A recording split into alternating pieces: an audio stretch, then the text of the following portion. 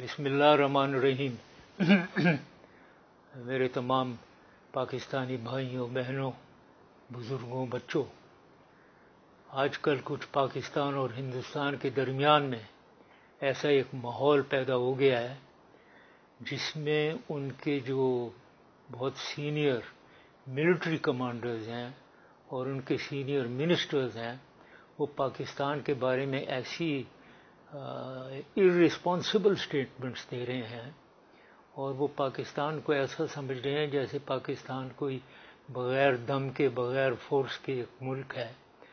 اس کے سلسلے میں میں نے سوچا اور کئی لوگ سوچ رہے ہیں کہ ان کو جواب دیا جائے، تو میں اس سلسلے میں کچھ جواب دینا چاہتا ہوں تاکہ پرانی غلط فہمیاں ہندوستان کی اور ہندوستان کی کرنٹ لیڈرشپ کی وہ ہٹیں. یہ ساری چیزیں یہ کئی دفعہ کہا ہے انہوں نے، اور میں نے کئی انٹرویوز میں بتایا ہے کہ ان کے منسٹرز کو پتہ نہیں ہے کہ یہ جو ساری خبریں نکلتی ہیں یہ کہاں سے نکلتی ہیں، کون شروع کرتا ہے یہ خبریں کہ ہمارے سپاہی جو ہے لوگ ان کے سپاہیوں کی آنکھیں نکالتے ہیں، گلا کاٹتے ہیں. دیکھو یہ ہمارا شیوا نہیں ہے، ہم مسلمان ہیں، ہم یہ نہیں کرتے ہیں، ہم کسی کی آنکھیں نہیں نکالتے ہیں، اور وہ بھی مرے ہوئے ایک کارپس جو ہے مرا ہوا آدمی اس کی آنکھیں ہم نکالیں، یہ ہم نہیں کرتے ہیں.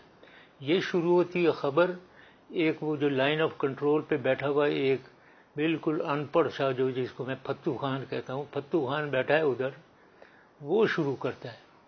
وہ اپنے مقصد کے لیے کرتا ہے، بہت سے اس کے مقصد ہیں، اور یہ اس قسم کی باتیں شروع کر دیتا ہے اور اس کو آگے دے دیتا ہے اپنے پلاٹون کمپنی بٹالین کمانڈر کو، جو پہاڑی سلسلے میں آگے نہیں آتے ہیں. ان کو پتہ ہی نہیں ہے وہ آگے والا جو پھتو خان ہے وہ کس حالت میں بیٹھا ہے اور کیا کہہ رہا ہے. وہ خبر چلتی ہے، یہاں سے نکلی اور آگے چل چل چل چل منسٹر اور پرائم منسٹر کے پاس پہنچ جاتی ہے اور وہ یہ باتیں کرتے ہیں. مجھے اس بھی بات کا ایکسپیرینس جب میں ڈی جی ایم او تھا تو اس وقت ان کے ڈی جی ایم او سے میری ہر وینسڈے کو 11 بجے کمپلسری ہاٹ لائن آن ہوتی تھی. ادھر میں نے دیکھا تو اوہو یہ تو بڑی عجیب و غریب باتیں کر رہا ہے، پتہ نہیں کہ بارڈر پہ یہ ہو رہا ہے وہ ہو رہا ہے. تو پھر میں نے ریئلائز کیا کہ یہ سب سپاہی پھتو خان کی نکالی ہوئی چیزیں ہیں، حقائق اس میں نہیں ہیں، یہ حقائق نہیں ہے، حق نہیں ہے. تو اس کا ان کو خبر ہونی چاہیے اور تاکہ امن رہے بارڈر کے اوپر. یہ بہت سخت غلط فہمی ہے انہیں. اللہ کے فضل سے ہماری فوج جو ہے اب وہ فوج نہیں ہے جو پرانی فوج تھی. 47 بنی، 48 میں ہم نے جنگ کر لی، 65 میں جنگ کر لی، پھر یہ سیاچن میں گھس آئے اور ایسٹ پاکستان الگ انہوں نے کر دیا. وہ زمانہ گزر گیا بھائی. ان کے چیف جو بیٹھے ہیں جو اسٹیج پہ ابھی باتیں کر رہے ہیں ان کو میں بتانا چاہتا ہوں وہ زمانہ گیا. یہ ٹیڑھی ٹوپی جو پہن کر آپ بیٹھے ہوئے ہیں اسٹائل کے لیے، جس کی نہیں کوئی جگہ نہیں ہے. اگر جنگ ہوئی اور کوئی آمنا سامنا ہوا، اپنے پہلے بھی ایکسپیرینس ہم نے آپ کو دکھایا ہوگا کہ پہلے آپ آئے ایسٹ پاکستان کو الگ کر دیا، آپ سیاچن میں گھس گئے، تو یہ چیزیں آپ نے کی تھیں اور ہم کمزور تھے اس وقت، ہم ہار مانی ہم نے نا. اس کے بعد اب جو ہے اب سچویشن فرق ہے. اب میں آپ کو یاد دلاؤں ذرا، کارگل میں ہم آئے، ہم نے جوابی کارروائی کی اور بہت زبردست کی. اس کا ابھی تک رو رہے ہو، ابھی تک وہ آپ رونا رو رہے ہو انٹرنیشنلی. یہ ہماری قابلیت ہے. پھر آگے آپ کو ایک اور اس سے بڑی بات یاد ہونی چاہیے کہ 2002 میں آپ کے پارلیمنٹ کے اٹیک کے بعد آپ نے اپنی پوری فوج موبیلائز کی.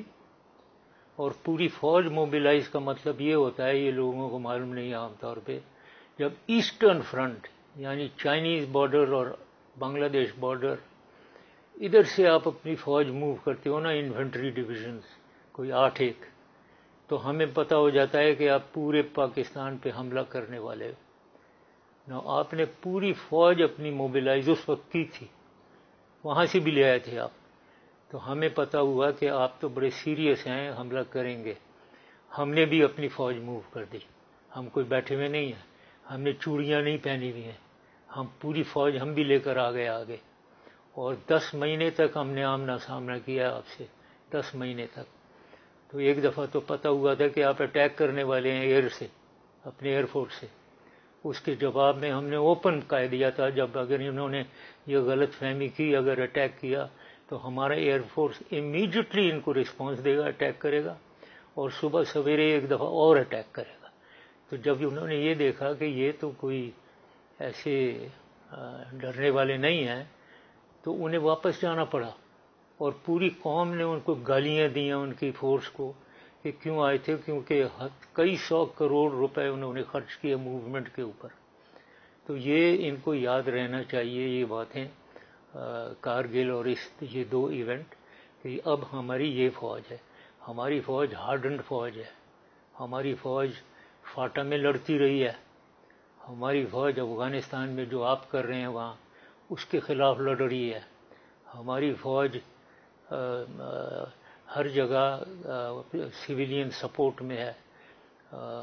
تو یہ فوج پوری ایکسپیرینسڈ ہے، ہماری ایویشن پوری ایکسپیرینسڈ ہے، آرمی ایکسپیرینسڈ ہے، دلیر آرمی ہے، best army in the world ہے میں سمجھتا ہوں. تو یہ آپ کے پاس، آپ اس غلط فہمی میں نہیں رہیں کہ وہی آرمی ہے یہ جو پہلے تھی. میں آپ سے یقین کرانا چاہتا ہوں آپ کو، یہ آرمی چیف جتنے، اور ان کے علاوہ آپ کے علاوہ اور بھی پہلے بھی 2 ایئر فورس چیف بھی آئے تھے جو اسٹیج پہ آ کر 500 لوگوں کو کہہ رہے تھے کہ ہم ان کو اندر جا کر ان کا خون بہائیں گے. یہ کس غلط فہمی میں آپ کہ اندر جا کر، پہلے تو اندر آ نہیں سکیں گے آپ. دوسری بات، اگر آپ آ گئے تو ہم جانے نہیں دیں گے آپ کو. آپ کو پتہ ہونا چاہیے کہ ایک مسلمان جب اللہ اکبر کا نعرہ لگاتا ہے تو پیچھے نہیں ہٹتا ہے.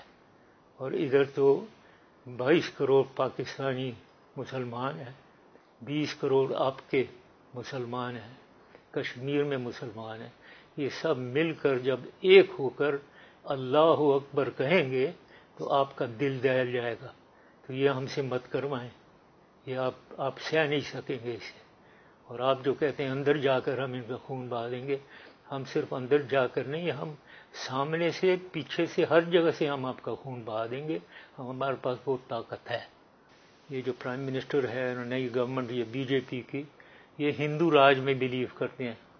تو اب یہ سمجھتے ہیں کہ اور سمجھتے نہیں ہیں بلکہ بہت کافی حد تک یہ صحیح بھی ہے کہ ہندو راج کے بارے میں بات کرو، مسلمانوں کو مارنے کے بارے میں بات کرو تو پھر آپ کو پولیٹیکل گین ہوگا. تو اس لیے یہ بالکل یہ پاکستان کے خلاف گالیاں دینا، پاکستان کو برا بھلا کہنا، اس سے یہ پولیٹیکل ایڈوانٹیج گین کرنا چاہتے ہیں اور ہمیشہ گین کر رہے ہیں. ابھی بھی یہی ان کا مقصد ہے، لیکن یہ ہو نہیں سکے گا. ان کو یہ غلط فہمی ہے، ان کی اپنی عوام بھی کافی حد تک اب اس تھیوری کے خلاف ہے. ایک چیز اور، یہ جو بات میں کہہ رہا تھا کہ ہمیں الزام ہمارے پہ کہ ہم ان کے لاشوں کی آنکھیں نکال کے اور گلا کاٹ کے پھینک دیتے ہیں وہاں، یہ ایسی چیز میں آپ کو بتانا چاہتا ہوں کہ لاشوں کی بے حرمتی کرنا اسلام کے عین مخالف ہے. اسلام یہ نہیں پڑھاتا ہمیں، اور یہ ہم کبھی بھی نہیں کریں گے کہ لاش کی بے حرمتی کی جائے. آپ لوگ کر سکتے ہیں، انڈین کر سکتے ہیں، لیکن ہم کبھی نہیں کریں گے یہ.